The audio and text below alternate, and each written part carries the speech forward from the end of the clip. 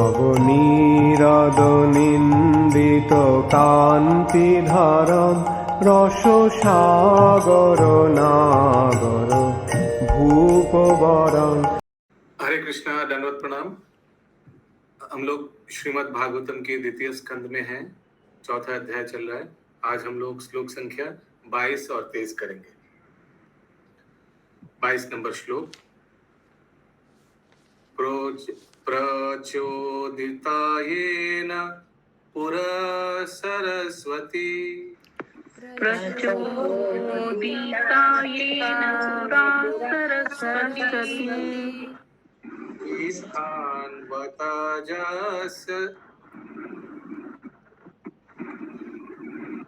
सतीं स्मृतिं हृदि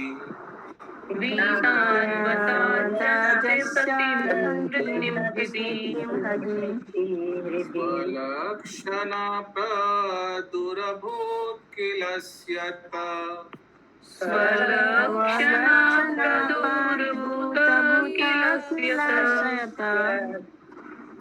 मे ऋषीणां ऋषभा प्रसीदतम्।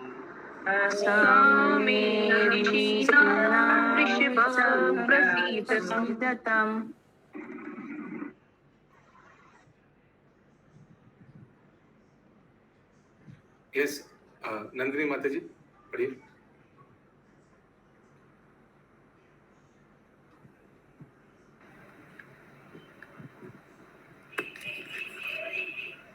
हरे कृष्णा, दंडवत प्रणाम। Actually, because you have a very shrill voice, हरे कृष्णा वो बहुत देर तक सुन सकते हैं।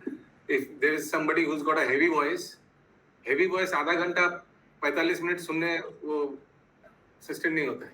बुझाचन शंभू बाबू की बोलছি। That's why somebody needs to have a very shrill voice so that the listener can sustain for 45 minutes. Yes, Mataji, please continue. जिन्होंने सर्जन के प्रारंभ में ब्रह्मा के हृदय में शक्तिशाली ज्ञान का विस्तार किया और सृष्टि तथा अपने विषय में पूर्ण ज्ञान की प्रेरणा दी, और जो ब्रह्मा के मुख से प्रकट हुए प्रतीत हुए, वे भगवान मुझ पर प्रसन्न हो। और एक बार माता जी। जिन्होंने सृजन के प्रारंभ में ब्रह्मा के हृदय में शक्तिशाली ज्ञान का विस्तार किया और सृष्टि तथा अपने विषय में पूर्ण ज्ञान की प्रेरणा दी, और जो ब्रह्मा के मुख से प्रकट हुए प्रतीत हुए, वे भगवान मुझ पर प्रसन्न हो। And who appeared to be generated from the mouth of Brahma.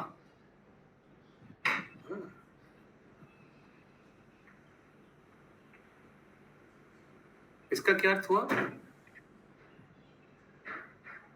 Last वाला फिर से पढ़िए, लास्ट वाला पार्ट करो। और जो ब्रह्मा के मुख से प्रकट हुए प्रतीत हुए, वे भगवान मुझ पे प्रसन्न हो। तो वेद सब ब्रह्मा, लेट्स सी आगे प्रभुपाद एक्सप्लेन करेंगे सब ब्रह्मा के। हरे कृष्ण प्रभु बांग्लाते लेखा আছে वेद रूपा सरस्वती। वेद रूपा सरस्वती, ওটাই বলতে ঠিক আছে। तात्पर्य जैसे कि हम पहले ही ये बता चुके हैं, ब्रह्मा से लेकर शुद्र चिंती तक सारे जीवों के परमात्मा रूप में भगवान प्रत्येक जीव को वांछित ज्ञान प्रदान करते हैं। प्रत्येक जीव भगवान से 1564 के अनुपात में या पूर्ण ज्ञान का 85% अर्जित करने की क्षमता रखता है। चूँकि जीव भगवान का स्वाभाविक अंश है, अतएव वह भगवान के संपूर्ण ज्ञान को आत्मसात करने में असमर्थ होता है। बस रुकिए, वो परसेंटेज वाला लाइन फिर से पढ़िए। प्रत्येक जीव भगवान से 50 ये कहाँ से होगा? रत्ना प्रभा माता जी, फिर से पढ़िए माता जी, नंदिनी माता जी। प्रत्येक जीव भगवान से 50/64 के अनुपात में या पूर्ण ज्ञान का 87 अर्जित करने की क्षमता रखता है। A living being is sufficiently potent to possess knowledge from the Lord in the proportion of 50/64th. 50/64th. Oh, please Daro Baba, Daro, please Daro. In the proportion of 50/64th. भगवान में 64 गुण होते हैं, 50 गुण उसके अंश में, मतलब जीव में मैक्सिमम हो सकता है 50, माने जो ब्रह्मा में है। अच्छा, और 78%, वही 64 का 78% 50 होता है, तो 50 लगभग।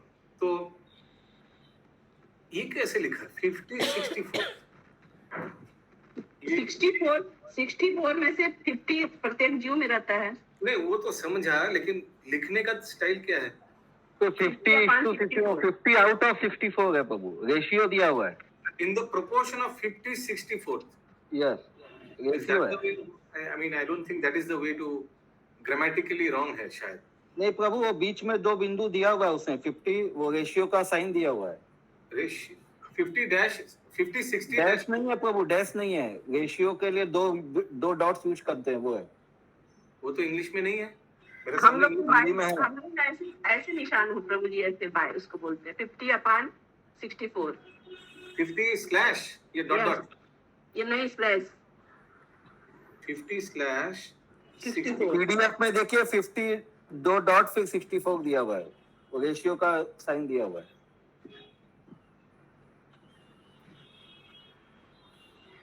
50:64। लाइन दिया है लंबा सा। ये डॉट मींस is to 50:64।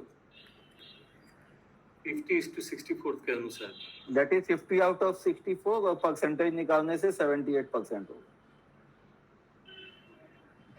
तो बुक में स्लैश दिया हुआ प्रभु जी, ये बिंदु नहीं एक दिया बार हुआ। ये सबको समझ में आया? हम लोग क्या इधर 50-60 खुशबू माता जी डिस्कस कर रहे हैं? হরে কৃষ্ণ প্রভু, আমি কি नहीं समझ में বাংলা आया तो- যেটা तो बोलिए। বাংলা যেটা আছে পড়বো? मुझे क्यों गेस करके पूछना पड़ेगा कि किसको जिसको समझ में नहीं आया हाथ है, गूगल हाथ है। प्रभु जी मुझे समझ में नहीं आया। हाँ, तो टोटल 64 गुण होता है भगवान कृष्ण का। नारायण में 64 से 4 गुण कम, वो है 60 गुण। 4 क्या क्या वो मालूम है ना? भगवान कृष्ण का एक्स्ट्रा क्या क्या, लीला माधुरी, गुण माधुरी, वेणु माधुरी, रूप माधुरी, वो नहीं है नारायण में, यानी कोई अदर विष्णु तत्व में नहीं है, तो 60 है। शिव जी में 55 है, शिव तत्व है वो जीव। प्रभु जी शिव जी जीव नहीं है ना? अभी हम सिखा नहीं पाएंगे। अभी शिव तत्व अलग होता है, अभी बहुत एक्सप्लेनेशन है उसमें। शिव जी तो शिव तत्व है वो 55% है। That's a different topic all together. और ये ब्रह्मांड में जीव मैक्सिमम कितना परसेंट भगवान का ये गुण उनमें रह सकता है? 78%। तो अगर कृष्ण का 64% है, तो ये ब्रह्मांड में मैक्सिमम एक जीव को कितना हो सकता है? मैक्सिमम 64 का 78%, वो लगभग 50 आता है, माने 50 गुण हो सकते हैं मैक्सिमम। और वो मैक्सिमम कौन सा जीव को मिल सकता है ब्रह्मांड में? ब्रह्मांड में जो श्रेष्ठ जीव कौन है? ब्रह्मा जी है। अभी समझ में आया खुशबू माता जी? थोड़ा थोड़ा नानू गुजराती में बोलते हैं नानू। ठीक है, समझ में आ गया। ओके, आगे माता जी। चूंकि जीव भगवान का स्वाभाविक अंश है, अतएव वह भगवान के संपूर्ण ज्ञान को आत्मसात करने में समर्थ होता है। बद्ध अवस्था में जीव को शरीर के परिवर्तन या मृत्यु के साथ सब कुछ भूल जाना होता है। यही समर्थ ज्ञान पुनः प्रत्येक जीव में भगवान द्वारा जीव के हृदय के भीतर से प्रेरित किया जाता है, और यही ज्ञान की जागृति कहलाती है। क्योंकि एक सेकंड, सॉरी করবি মাতা জি, আপনার বইতে কেমন কি লেখা আছে বলছিলেন আপনি বাংলায়? হরে কৃষ্ণ প্রভু, কোনটা বলবো? জীব ভগবানের শক্তির 64 ভাগের 50 ভাগ বা 78% জ্ঞান অর্জন করতে পারে। ठीक है। यस नंदिनी माता जी कंटिन्यू। और यही ज्ञान जागृति कहलाती है, क्योंकि यह निद्रा या अचेतन अवस्था से जागरण के तुल्य है। यह ज्ञान की जागृति भगवान के पूर्ण नियंत्रण में होती है। अतएव व्यवहार जगत में विभिन्न व्यक्तियों में ज्ञान की विभिन्न कोटियां पाई जाती है। यह ज्ञान की जागृति न तो स्वतः घटित होती है, न ही वह भौतिक अनंत क्रिया है। इसकी पूर्ति करने वाले स्वयं भगवान है। ध्येयम पतिः, क्योंकि ब्रह्मा तक परम सृष्टा के इस नियम के अधीन है। क्योंकि ब्रह्मा तक परम सृष्टा के ये इस नियम ज्ञान के की जागृति समझ में नहीं आया। ये अचानक ये जो अथा तो ब्रह्म जिज्ञासा, भगवत ज्ञान का खोज, ये different grades of knowledge in different persons. This awakening of knowledge is neither an automatic nor a material interaction. ये अथा तो ब्रह्म जिज्ञासा, भगवान के बारे में जानने का ये सब जो इच्छा, ये ऑटोमेटिक, ये ऐसा नहीं कि ऑटोमेटिक हो गया या कोई मटेरियल, कोई भौतिक संपर्क में आने से कुछ हो गया, नहीं। The supply source is the Lord himself. ये धीयम पति, ये मत्ता स्मृति ज्ञानम अपोहनम च, मुझसे ज्ञान जीव में उदय होता है। ठीक है, आगे। सृष्टि के प्रारंभ हरे में कृष्ण प्रभु। हरे कृष्ण। হরে কৃষ্ণ প্রভু। বদ্ধ অবস্থায় জীবের পরিবর্তন বা মৃত্যুর পর জীব সবকিছু ভুলে যায়, সেই বলবতী জ্ঞান পুনরায় হৃদয়ের অন্তঃস্থলে বিরাজমান ভগবানের কৃপায় পুনরায় প্রকাশিত হয়। সেটা কখন হয়, মানে কি অন্য জন্ম পাওয়ার পরে? আবার যখন সৃষ্টি হয়, আবার সেই সব জ্ঞান ফিরে পায়। ও আচ্ছা, ঠিক আছে। यस कंटिन्यू माता जी। सृष्टि के प्रारंभ में ब्रह्मा माता पिता के बिना उत्पन्न होते हैं, क्योंकि ब्रह्मा के पहले कोई अन्य जीव न था। ब्रह्मा उस कमल में उत्पन्न होते हैं जो गर्भोदक्षाय विष्णु की नाभि से प्रकट होता है, और इसीलिए वे अज कहलाते हैं। ये ब्रह्मा या अज भी भगवान के अंश रूप जीव है, लेकिन भगवान के सर्वाधिक पवित्र भक्त होने के नाते भगवान मुख्य सृष्टि कर लेने के बाद भौतिक प्रकृति के द्वारा उन्हें सृष्टि करने की प्रेरणा देते हैं। अतएव न तो प्रकृति न ही ब्रह्मा भगवान से स्वतंत्र है। भौतिक विज्ञानी प्रकृति की प्रतिक्रियाओं का अवलोकन मात्र कर सकते हैं। वे ऐसे कार्यकलापों के पीछे कार्यरत निदर्शन को नहीं समझ पाते। जिस तरह की एक शिशु बिजली के करतब को देखता है, किंतु उसे बिजली घर के इंजीनियर का कोई ज्ञान नहीं होता। भौतिक विज्ञानी का यह अपूर्ण ज्ञान उसकी अल्पज्ञता के कारण है। अतएव वैदिक ज्ञान का सर्वप्रथम ब्रह्मा के अंतःकरण में प्रविष्ट कराया गया, जिससे ऐसा लगता है कि ब्रह्मा ही वैदिक ज्ञान का वितरण करने वाले हैं। निसंदेह ब्रह्मा वैदिक ज्ञान के प्रवक्ता है, किंतु वास्तव में भगवान ने ही उन्हें ऐसा दिव्य ज्ञान प्राप्त करने के लिए प्रेरित किया।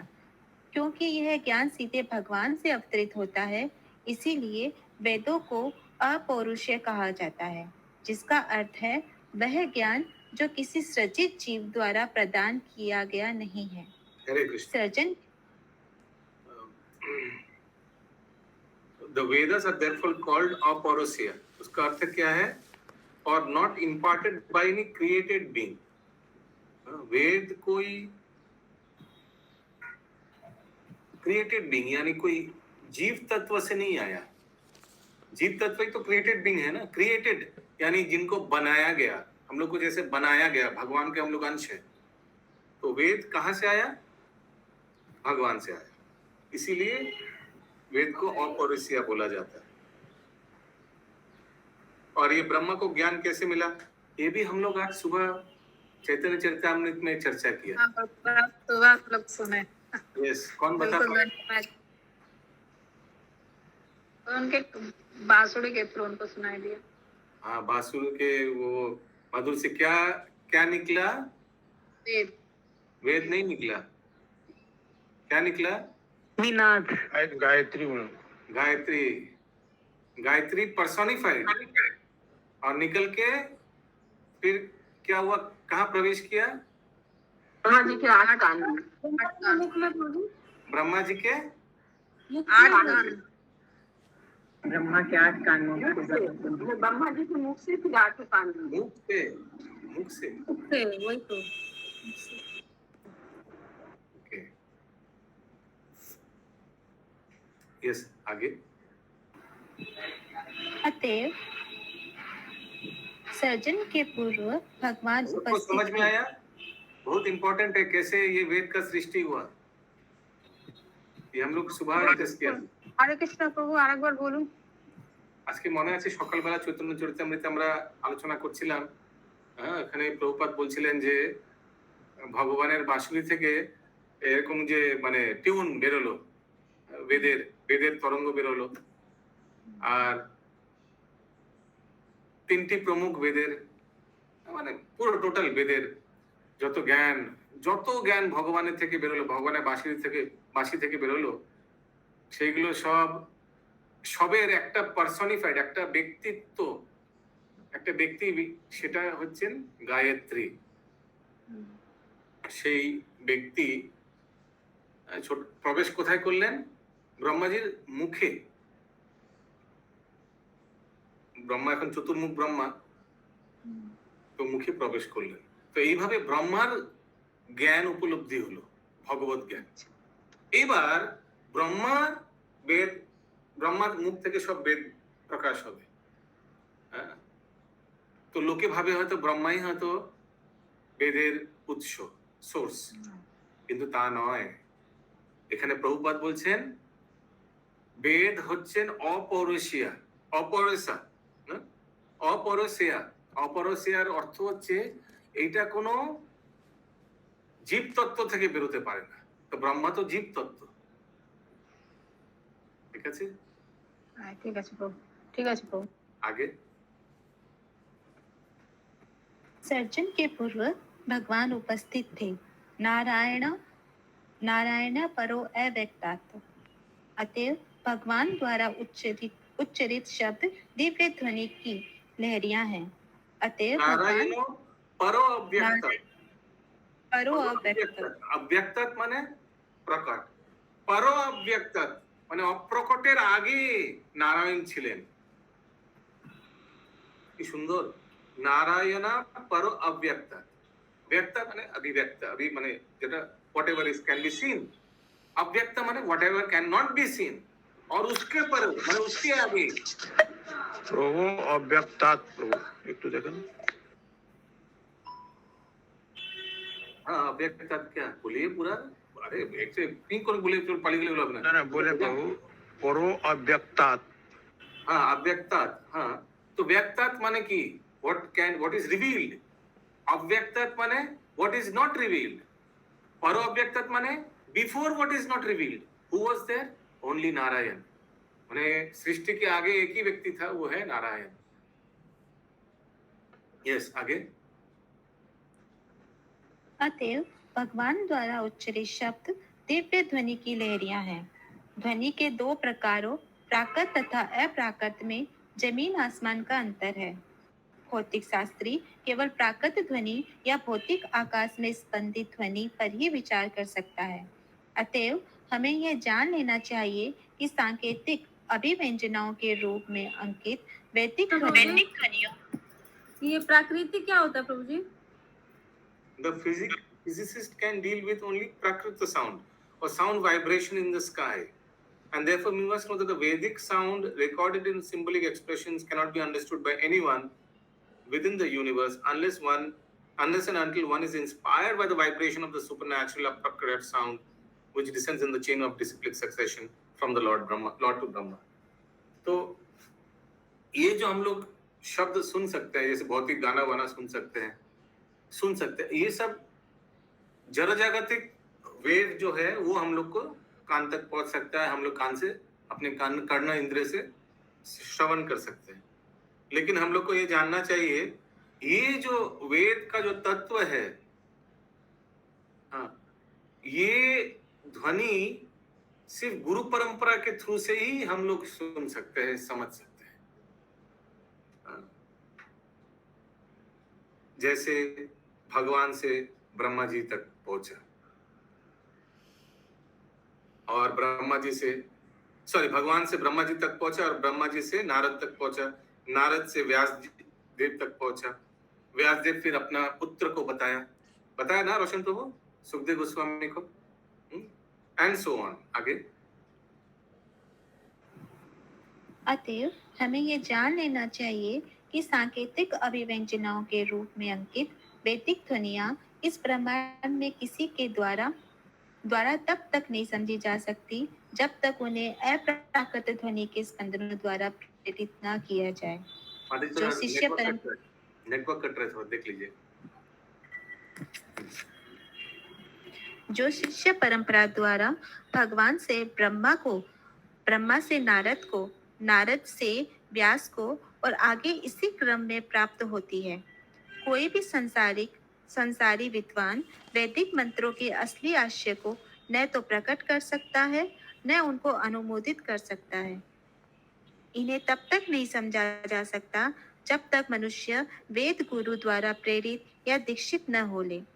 आदि गुरु तो स्वयं भगवान है और परंपरा से यह ज्ञान चलता रहा है। जैसा कि they cannot be understood unless one is inspired or initiated by the authorized spiritual master. ये भगवत ज्ञान हम लोग सुन सकते हैं मैक्सिमम, हाँ कोई ज्ञान क्लास अटेंड, हाँ, बट समझने के लिए हम लोग को प्रामाणिक परंपरा में प्रामाणिक गुरु के सानिध्य में रहकर ही हम लोग उपलब्धि कर सकते हैं, समझ सकते हैं। आगे भगवत गीता के 4th अध्याय में स्पष्ट कहा गया है, अतएव दिव्य ज्ञान जब तक किसी वेद परंपरा से प्राप्त नहीं होता तब तक उसे विफलामतः मानना चाहिए। भले ही वह उसीलिए अगर हम लोग प्रामाणिक स्तोत्र से, सोर्स से, परंपरा से अगर हम लोग श्रवण नहीं कर रहे हैं तो हृदयंगम नहीं कर पाएंगे। We will never be able to realize it. Spiritual knowledge only can be realized through pramanik, that is bona fide spiritual parampara. आगे भले ही वह संसारी कला या विज्ञान में कितनी ही प्रगति क्यों न कर ले। हरे कृष्णा। उसीलिए देखिए, आप अगर देखिएगा कि हर एक यूनिवर्सिटी का भी एक रिलीजियन डिपार्टमेंट होता है, मालूम है ना? हाँ, और जैसे कलकत्ता यूनिवर्सिटी का भी एक रिलीजियन डिपार्टमेंट है जिसमें भागवत गीता वेद पढ़ाया जाता है, और उन लोग वेद का बहुत कुछ जानता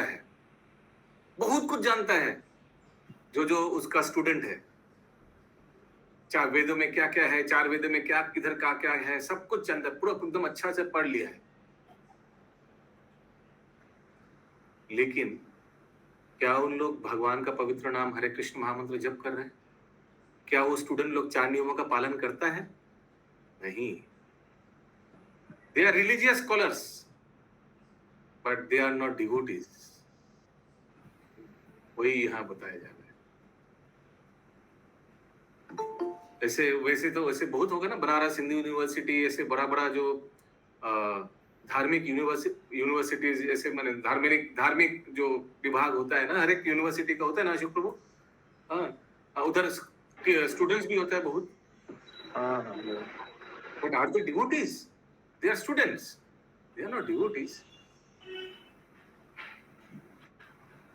Yes, आगे माता जी। सुखदेव गोस्वामी अपने अंतःकरण में भगवान द्वारा प्रेरित होकर ही भगवान से प्रार्थना कर रहे हैं, जिससे वे महाराज परीक्षित द्वारा पूछे गए सृष्टि संबंधी तथ्यों को सही बतला सके। और एक बार गुरु संसारी सुखदेव गोस्वामी अपने अंतःकरण में भगवान द्वारा प्रेरित होकर ही भगवान से प्रार्थना कर रहे हैं, जिससे वे महाराज परीक्षित द्वारा पूछे गए सृष्टि संबंधी तथ्यों को सही बतला सके। गुरु संसारिक विद्वान की तरह सैद्धांतिक चिंतन नहीं होता, अपितु वह श्रोत्रिय ब्रह्मनिष्ठम होता है। हरे कृष्ण। सुखदेव गोस्वामी भी प्रार्थना कर रहे हैं भगवान से, क्योंकि उनको अभी बताना है प्रोसेस ऑफ क्रिएशन। परीक्षित महाराज ने पूछा है ना, ये प्रोसेस ऑफ क्रिएशन, ये चैप्टर का नाम है प्रोसेस ऑफ क्रिएशन। क्या नाम है इस चैप्टर का हिंदी में? सृष्टि का हाँ, सृष्टि प्रक्रम। साउंड क्लियर नहीं है। सृष्टि प्रक्रम। सृष्टि प्रक्रम इंग्लिश में लिखा है प्रोसेस, सृष्टि का प्रोसेस, ठीक है। तो पूछा है, लेकिन पूछा तो तुरंत बोलना शुरू नहीं किया, भगवान से पहले प्रार्थना किया सुखदेव गोस्वामी, सो दैट भगवान प्रेरणा दे और भगवान उनसे बोले है। उसी लास्ट सेंटेंस फिर से एक बार पढ़िए, लास्ट सेंटेंस। गुरु संसारिक विद्वान की तरह सैद्धांतिक चिंतन नहीं होता, हाँ, अपितु सो श्रील प्रभुपाद कितना सुंदर इंग्लिश में लिखा है, a spiritual master is not a theoretical speculator like a mundane scholar। कुछ theoretical speculator नहीं है, कुछ पपेट जैसा नहीं है, पूछा तो पर्र करके बोल देगा, नहीं। स्पिरिचुअल मास्टर गुरुदेव पहले मंगलाचरण करेगा, पूरा परंपरा का प्रार्थना करेगा, कृपा लेगा, शक्ति फिर उसको प्राप्त होगी, फिर वो बोल पाएगा। बट इज श्रोत्रियम ब्रह्मनिष्ठम, ब्रह्मनिष्ठम, ब्रह्मनिष्ठम यानी he has full faith in the supreme personality of Godhead। उसीलिए कुछ भी होने से पहले उनका शरण लेते हैं।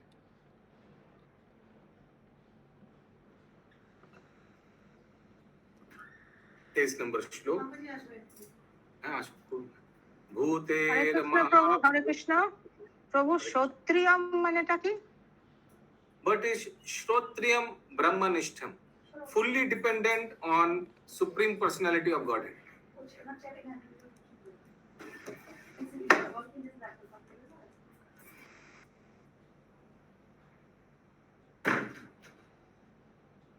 तेईस नंबर श्लोक।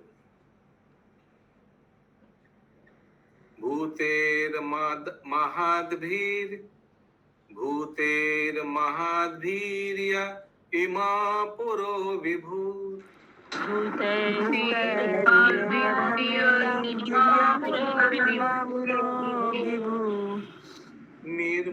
निर्मायशेते यदमुसु पुरुषा,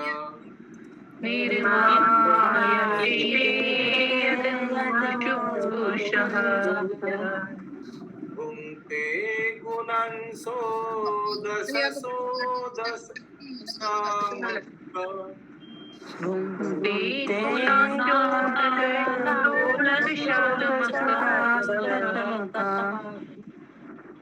सोला अलङ्कृशिष्टा भगवान् वचांसि मे,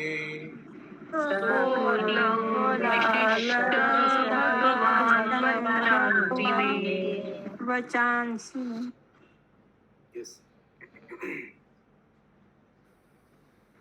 ब्रह्मांड के भीतर लेटकर जो तत्वों से निर्मित शरीरों को प्राणमय बनाते हैं और जो अपने पुरुष अवतार में जीव को भौतिक अधीन करते हैं, जो जीव के जनक रूप हैं, वे पूर्ण पुरुषोत्तम भगवान मेरे प्रवचनों को अलंकृत करने के लिए प्रसन्न हो। और एक बार, के रूप में अपने सामर्थ्य पर गर्व करने वाले संसारिक व्यक्ति से सर्वथा विपरीत सुखदेव गोस्वामी भगवान ब्रह्मांड के भीतर लेटकर जो तत्वों से निर्मित शरीरों को प्राणमय बनाते हैं और जो अपने पुरुष अवतार में माता जी अनुवाद पढ़िए फिर से। ब्रह्मांड के भीतर लेटकर जो तत्वों से निर्मित शरीरों को प्राणमय बनाते हैं और जो अपने पुरुष अवतार में जीव को भौतिक गुणों के 16 विभागों के अधीन करते हैं, जो जीव के जनक रूप हैं, वे पूर्ण पुरुषोत्तम भगवान मेरे प्रवचनों को अलंकृत करने के लिए प्रसन्न हो।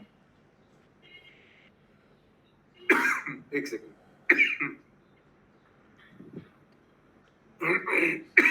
May the Supreme Personality of Godhead, who enlivens the materially created bodies of the elements by lying down within the universe, यानी किनका बारे में बोल रहे हैं? क्षीरोदक्षाय Vishnu, Mahavishnu, who enlivens the materially created bodies of the elements by lying down within the universe. एक second.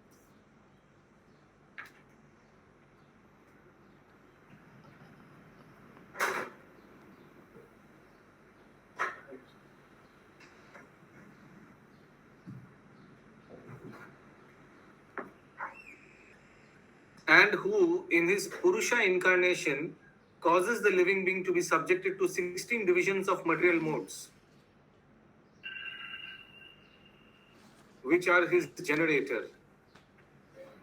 Be pleased to decorate my statements. मैं जो बोलने वाला हूँ उसको डेकोरेट करें, तात्पर्य में और क्लियर हो जाएगा। तात्पर्य 16 विभाग क्या हुआ प्रभु जी? वही देखना पड़ेगा, तात्पर्य में प्रभुपाद जी समझाएंगे। तात्पर्य में है। হরে কৃষ্ণ প্রভু, হরে কৃষ্ণ প্রভু। হ্যাঁ, এখানে বাংলা বইতে লেখা আছে একাদশ ইন্দ্রিয় ও পঞ্চ মহাভূত। কোথায় তাৎপর্যে? না, হ্যাঁ, অনুবাদে লেখা আছে। আচ্ছা, অনুবাদে ভাগ দেওয়া আছে। আচ্ছা, ভেরি গুড। হ্যাঁ হ্যাঁ হ্যাঁ। কি ভাগটা দেওয়া আছে একবার বলুন। একাদশ ইন্দ্রিয় এবং পঞ্চ মহাভূত। ओके, यस, नंदिनी माता जी। पूर्ण आश्रित भक्त के रूप में अपने सामर्थ्य पर गर्व करने वाले संसारिक व्यक्ति से सर्वथा विपरीत सुखदेव गोस्वामी भगवान से प्रसन्न होने के लिए प्रार्थना करते हैं, जिससे उनके प्रवचन सफल हो और श्रोताओं द्वारा उनकी यथार्थ अनुभूति हो। भक्त सदैव किसी सफलता में अपने आप को निमित्त मात्र मानता है और अपने द्वारा किए गए किसी भी कृत्य का श्रेय खुद लेने से इनकार करता है, जबकि ईश्वरहीन नास्तिक क्रियाकलापों का सारा श्रेय खुद लेना चाहता है, जो यह भी नहीं जानता कि परम आत्मा भगवान की मर्जी के बिना एक पत्ता भी नहीं हिल सकता। अतएव सुखदेव गोस्वामी उन परमेश्वर के निर्देशानुसार भक्त लोग क्या बोलता है जब कोई सक्सेस होता है तो भक्त क्या बोलते हैं, क्या स्टेटमेंट बोलते हैं? वाह प्रभु जी, कितना सुंदर आपने प्रवचन दिया। तो क्या बोलते हैं? श्रील प्रभुपाद की जय। ये भगवान की कृपा, ये तो भगवान की कृपा, ये तो गुरु और गौरांग की कृपा। हाँ, हरि बोल बोलते हैं। हरि बोल बोलते हैं। तो इमीडिएटली वो सक्सेस खुद पे नहीं लेकर गुरु परंपरा के में जो सुना वही बोला। मैं तो कुछ नहीं बोला, अपने आप से जो सुना वही मैंने रिपीट किया, जो मैंने ऐसे करके बोलता है ना, तो श्रेय को ट्रांसफर कर देता है इमीडिएटली टू गुरु परंपरा। हाँ, लेकिन भौतिक आदमी क्या बोलता है?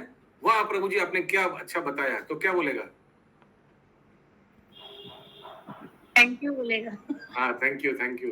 वो क्रेडिट खुद ले लेता है। Thank you very much, my pleasure. फिर से बुलाना, और भी बहुत कुछ है, आगे भी बहुत कुछ बताना है। यस, आगे। अतएव सुखदेव गोस्वामी उन परमेश्वर के निर्देशानुसार आगे बढ़ना चाहते हैं, जिन्होंने ब्रह्मा जी को वैदिक ज्ञान व्यक्त करने के लिए प्रेरणा दी। वैदिक ग्रंथों में वर्णित सत्य न तो संसारिक काल्पनिक सिद्धांत है, न वे कपोल कल्पित कहानियां हैं, जैसे कि कम बुद्धि वाले लोग कभी कभी सोचते हैं। वैदिक सत्य वास्तविक सत्य के परिपूर्ण विवरण हैं, जिनमें न तो त्रुटि है न भ्रम, और सुखदेव गोस्वामी सृजन संबंधी सत्यों को वास्तविक तथ्य के रूप में प्रस्तुत करना चाहते हैं, न कि दार्शनिक तर्क के किसी तत्व ज्ञान के सिद्धांत के रूप में, क्योंकि वे उसी तरह भगवान के इशारे पे चलेंगे जिस तरह ब्रह्मा जी अनुप्राणित हुए थे, जैसा कि भगवत गीता। एक सेकंड,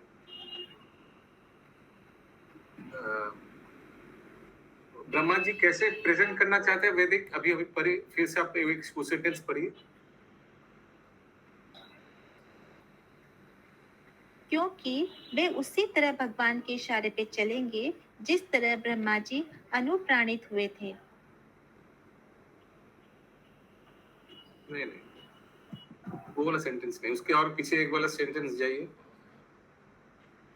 वैदिक सत्य वास्तविक सत्य के परिपूर्ण विवरण हैं, जिनमें न तो त्रुटि है न भ्रम। और सुखदेव गोस्वामी सृजन संबंधी सत्यों को वास्तविक तथ्यों के रूप में प्रस्तुत करना चाहते हैं, न कि दार्शनिक तर्क के किसी तत्व ज्ञान के सिद्धांत के रूप में, क्योंकि वे उसी तरह भगवान के इशारे पे चलेंगे जिस तरह ब्रह्मा जी अनुप्राणित हुए थे।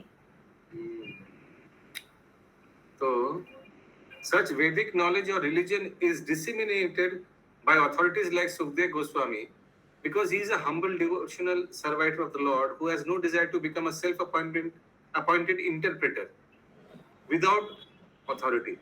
तो सुखदेव गोस्वामी अभी परीक्षित महाराज को जो बोलने जाएंगे उत्तर, क्या उत्तर? सृष्टि के प्रोसेस, वो अपना खुद कुछ उधर में मिलावट नहीं करेंगे। जो उन्होंने श्रवण किया था ब्रह्मा जी से, सॉरी सुखदेव गोस्वामी किनसे श्रवण किया था? व्यास देव से, या पूरा परंपरा से अगर देखा जाए तो ब्रह्मा जी से, ठीक है? तो वही अभी परीक्षित महाराज को बोलने जाएंगे।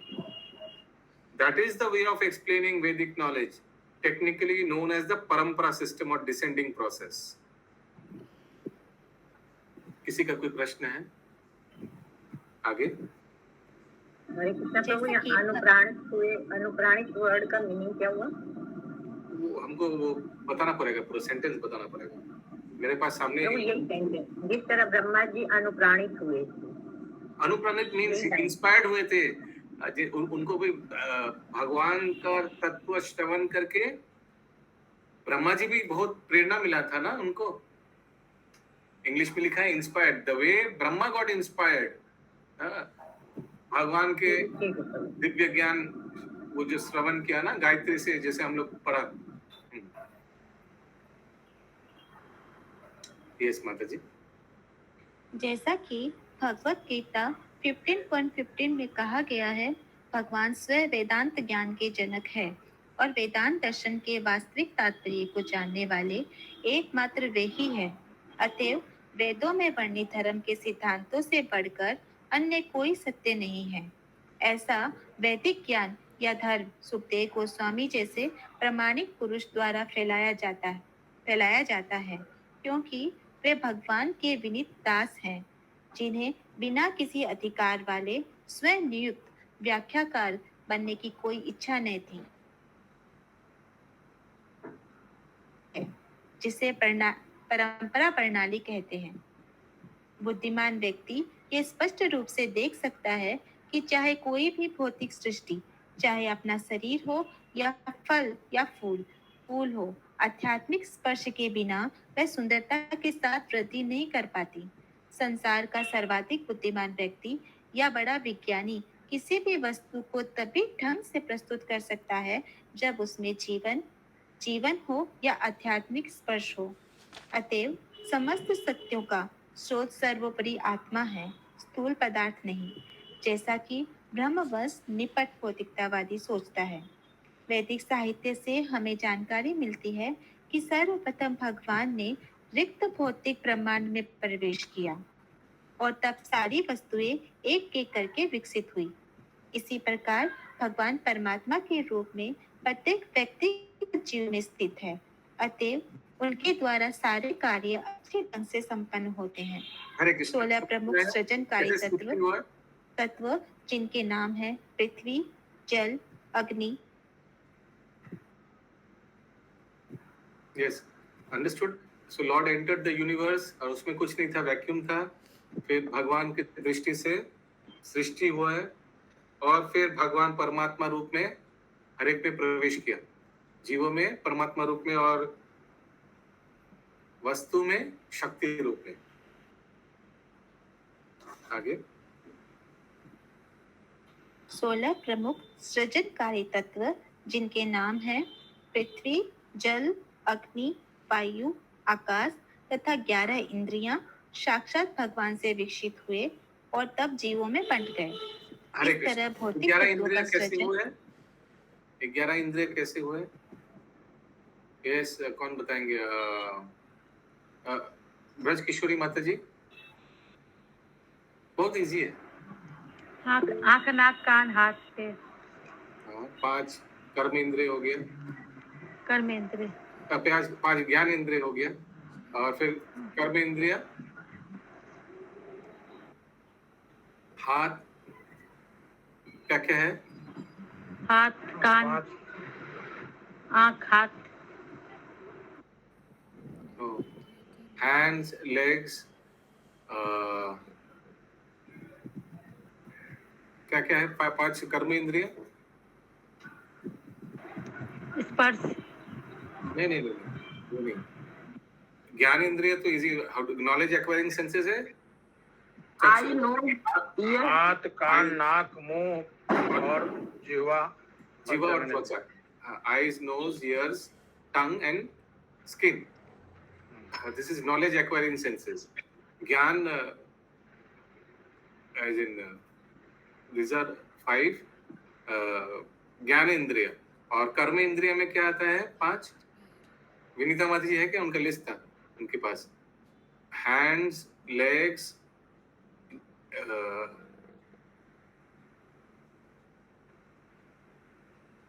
लिस्ट लिखा हुआ है किसी के पास? तो जो हाथ पैर गुह उपस्थ और वाणी वाणी, नो नो, वाणी वाणी वाणी मतलब माउथ माउथ, हाँ ओके। और 11 नंबर इंद्रिय क्या है, मन, ओके। यस, आगे।